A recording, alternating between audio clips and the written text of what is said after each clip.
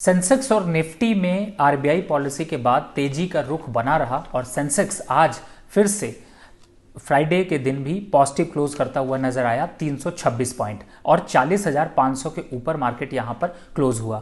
Nifty यहां पर 11,935 के पास क्लोज हुई, लगभग 101 पॉइंट ऊपर। और सबसे बड़ा कमाल तो बैंक ने दिखाया, जिनकी की क्लोजिंग 23,890 के ऊपर लगभग 700 पॉइंट के ऊपर क्लोज करता हुआ मार्केट नजर आया। पूरे सेक्टर में सिर्फ और सिर्फ बैंकिंग ही रहा, क्योंकि आरबीआई ने जिस तरीके की गाइडलाइंस जारी की उसके बाद बैंकिंग सेक्टर को काफ़ी हद तक इकोनॉमी में फ़ायदा मिलेगा और इसी वजह से बैंकिंग सेक्टर यहां पर पूरी तेजी के साथ बंद होते हुए नजर आए। टॉप शेयरों में भी आज बैंकिंग ही रहे, लेकिन सबसे पहले बात आईटी सेक्टर की, क्योंकि यहां पर विप्रो 4% ऊपर बंद होकर एक कमाल करता हुआ नजर आया। फिलहाल अभी विप्रो की ग्रोथ काफ़ी अच्छी नजर आ रही है और इस वजह से तेजी का ट्रेंड इसमें बना हुआ है। दूसरा है आईसीआईसीआई बैंक, जिसमें कि एक तेजी रही, 3.5% ऊपर बंद हुआ।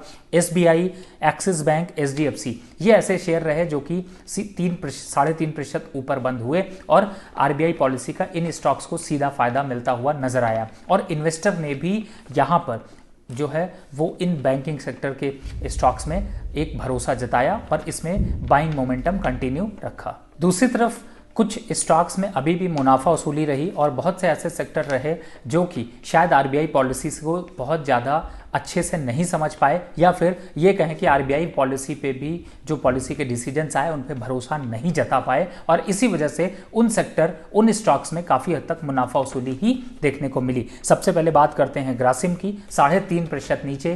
पूरा मेटल और माइनिंग सेक्टर यहाँ पर निगेटिव रहा और हिंडाल्को 2.5% नीचे, यूपीएल 2.5% नीचे, सन फार्मा, एशियन पेंट, ये ऐसे काउंटर रहे जो कि पूरे नेगेटिव के साथ ही बंद होते हुए नजर आए और इन पूरे स्टॉक्स में किसी में भी पॉजिटिव सेंटीमेंट बनता हुआ नजर नहीं आया। ओवरऑल मार्केट में अभी भी ज़्यादातर स्टॉक स्पेसिफिक नेगेटिव ट्रेंड ही यहाँ पर चलता जा रहा है। पूरी तरह से मार्केट यहाँ पर अपर बैंड पर ट्रेड होने की वजह से भी अब स्टॉक्स में अगर मुनाफा वसूली आती है तो वो काफ़ी बड़ी मुनाफा वसूली देखने को मिलती है। लेकिन फिलहाल अभी आज के दिन मार्केट का क्लोजिंग पॉजिटिव रहा और बैंकिंग सेक्टर आज के लीडर बनते हुए नजर आए।